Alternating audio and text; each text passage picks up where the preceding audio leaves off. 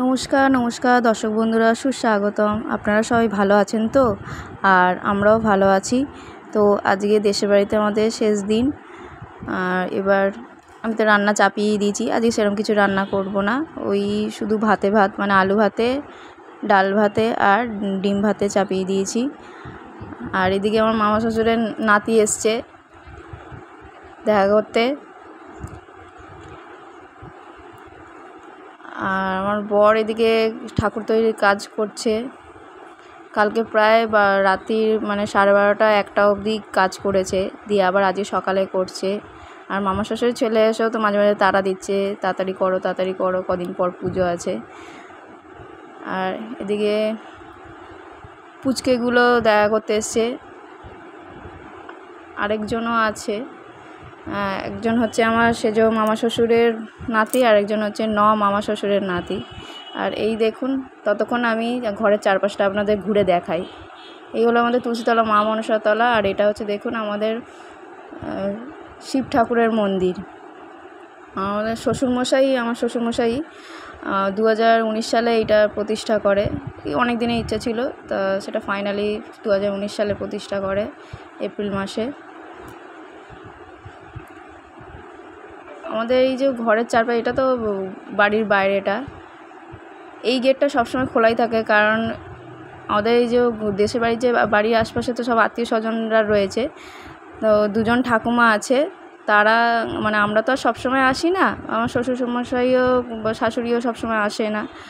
তো ওরাই, ওই দুজন ঠাকুমা আছে আপনাদেরকে দেখাবো, তারাই পুজো করে এই ঠাকুরটাকে। আর তুলসী গাছকে জল দেয়, মা মনসাকে জল দেয়। মন্দিরটা ছোট্টর ওপরে। নীলষষ্ঠীর সময়ও পুজো হয়, শিবরাত্রির সময় এখানে পুজো হয়। আমার শ্বশুরমশাই চলে আসে, বামন ঠাকুর ঠিক করে পুজো করায়। মন্দিরটা কেমন লাগছে দর্শক বন্ধুরা জানাবেন। আর আমাদের দেশের বাড়িতে এমনি কোনো অসুবিধা নেই, শুধু জলের কলটা পৌঁছায়নি, এছাড়া ইলেকট্রিক, তারপরে পুকুর তো সামনে রয়েছেই, এই পুকুরেই সব ধোয়া মাজা করা হয়। আর চলুন আপনাদেরকে একটু এই বাড়ির বাগানটা ঘুরে দেখাই। আপনাদেরকে আগের দিন বলছিলাম যে আমার শ্বশুরমশাই অনেক রকম গাছ বসায়, তা বাগানটা আপনাদেরকে ঘুরে দেখাই। এই হলো আম গাছ, আমও হয়েছে অনেক। এই গাছের আম দিয়েই আগের দিনে চাটনি করেছিলাম। আম গাছ আছে, কাঁঠাল গাছ আছে, আর বাহারে কিছু ঝাউ গাছের মতো গাছও বসিয়েছে। আর ওইদিকে দেখুন মান গাছ বসিয়েছে।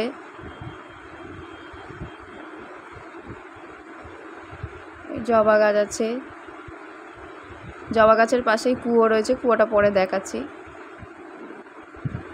দেখতে পাচ্ছেন কত বড় বাগানটা। আর বাগানের তো আমি শেষ প্রান্ত অবধি পুরোটা যেতে পারছি না, কারণ এখানে আবার সাপও ঘোরাঘুরি করে। একবার আমার শ্বশুরমশাই কাজ করছিল, এই গাছ বসানোর কাজ করছিল, তার পাশ দিয়ে নাকি একটা চন্দ্রবোড়া সাপ চলে গেছে। ভাগ্যিস আমার শ্বশুরমশাইকে কিছু করেনি। বাবা এসে পরে গল্প করছিল আমাদেরকে। এই দেখুন কত কাঁঠাল হয়েছে। কাঁঠাল যদিও এখনও হয়নি, দেরি আছে। এটা সবে এঁচড় হয়েছে। এই গাছে এঁচড়ও খেয়েছি, খুব টেস্টি হয় এঁচড়।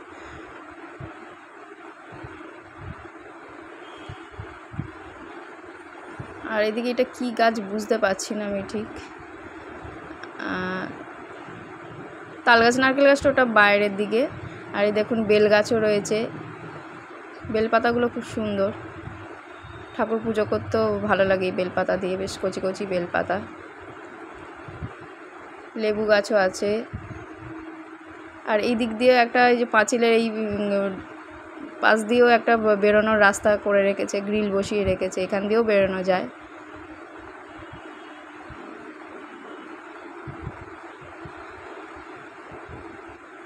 অনেকে শীতকালের সিজনে একরকম গাছ বসায়, গরমকালে একরকম গাছ বসায়। এই হচ্ছে লেবু গাছ, পাতিলেবু গাছ।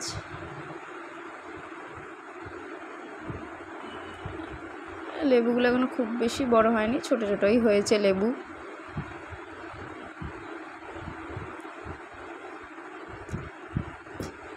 এই দেখুন আকন্দ ফুলের গাছ। এই আকন্দ ফুলের গাছে এই ফুল হতে দেখলে না, ফাটাতে খুব ভাল লাগে।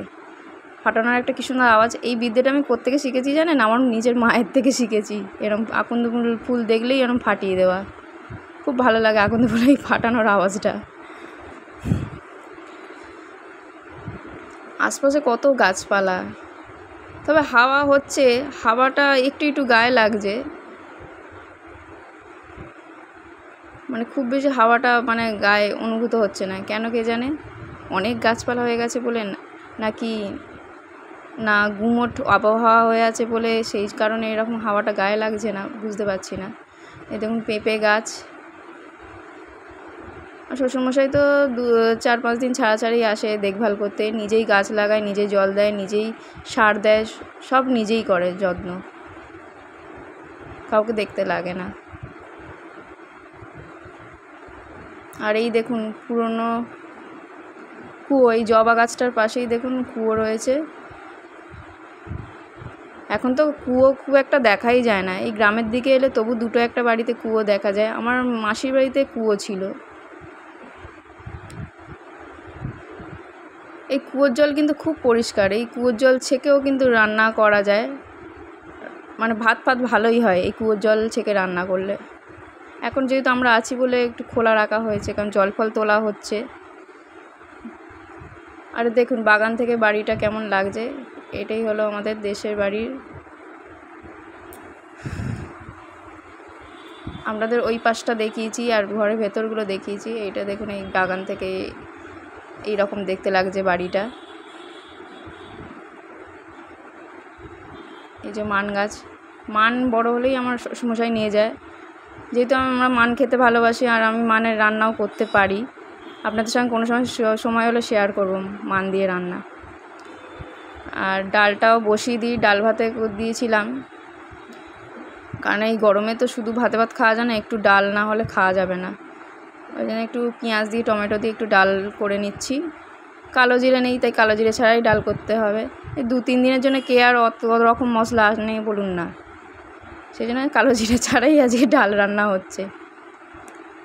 আর পেঁয়াজটা আমি ভাজিনি, কাঁচা পেঁয়াজটা আমি পরেই দিই, কারণ কাঁচা পেঁয়াজটা যদি মানে ডালটা জল দিয়ে দেওয়ার পর যদি কাঁচা পেঁয়াজটা দেওয়া হয় বলে গ্যাস অম্বল হয় না। ওই পেঁয়াজ ভাজার পর ডাল ঢেলে জল দিলে একটু গ্যাস হতে পারে, এটা আমার মায়ের থেকে শেখা।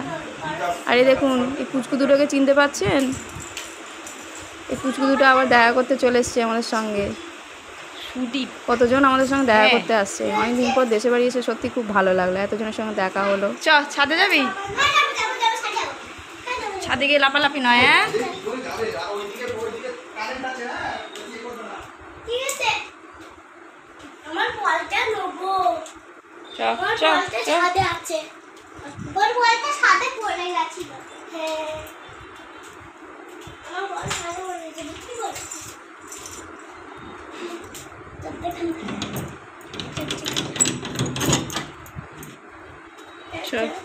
দেখবি কারেন্ট আছে।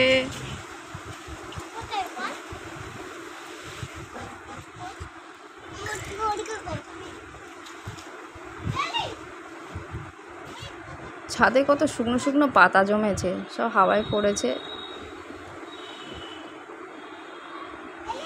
এই যে আশপাশে যত বাড়িঘর দেখছেন এগুলো সবই আমাদের শ্বশুর বাড়িরই সব আত্মীয় স্বজনরা ছড়িয়ে ছিটিয়ে আছে।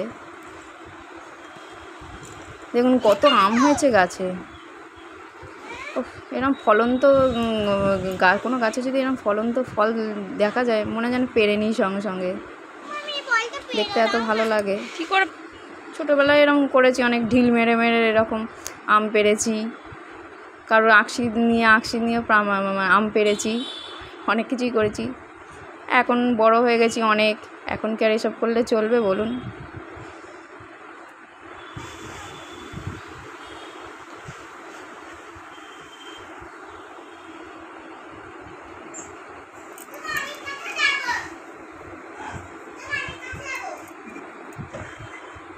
এর উপরে পড়ে গিয়েছিল, লাঠি দিয়ে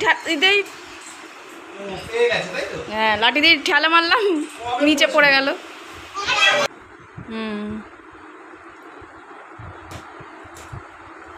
এই আসতে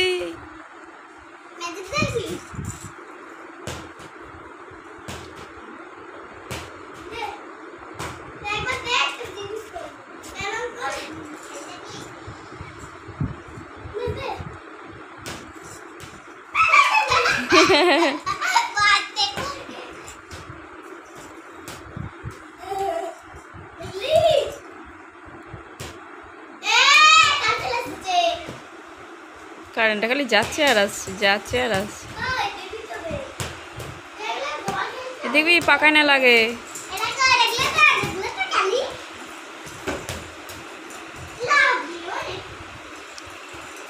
বন্ধুরা, বাচ্চাদের খেলা তো অনেকক্ষণ দেখলেন, আমিও দেখলাম, ভালোই লাগলো, খুব ঘরটা খুব জমজমাট লাগছে। আর এই দেখুন আমার বড়ের হাতে সেই কালী ঠাকুর, আপনাদের একটু দেখিয়ে দিই।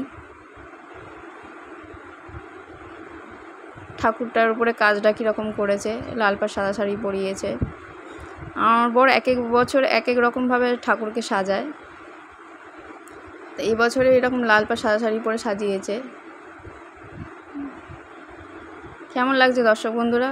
আপনারা তো আগের ভিডিওতে কোনো কমেন্টই করেননি যে কেমন লাগছে ঠাকুরটাকে, কেমন হয়েছে ঠাকুরটাকে। এবারে কিন্তু প্লিজ কমেন্ট করবেন। বর কেমনভাবে স্টেপ বাই স্টেপ করছে আপনাদেরকে একটু দেখিয়ে দিচ্ছি। এখন চুল পরানো হচ্ছে। আর এটা হলো আমার মামা শ্বশুরের নাতি। টাইটেল জানিস না? ইয়ে মা, তুই কাদের বাড়ির ছেলে? কি খোঁজকে বাড়ি? আমার 5টা মামা শ্বশুর। এই বাবার নাম ধরতে আছে আমাদের। বড় মামা শ্বশুর মারা গেছেন, আর 3 জন আছে। এই দেখুন এই ঠাকুমাও দেখতেছে, এই ঠাকুমাই পুজো করে। আমাদের যে বাইরে যে শিব মন্দিরটা দেখলেন, তুলসীতলা মনসাতলা আছে, এই ঠাকুমাই পুজো করে। আরেকজন ঠাকুমাও করে, তা সেই মুহূর্তে এখন নেই, তাই দেখাতে পাচ্ছি না। এই যে ফাইনাল লুকটা দেখে নিন ঠাকুরের কেমন হয়েছে। আবার সেই পুজোর সময় দেখা হবে।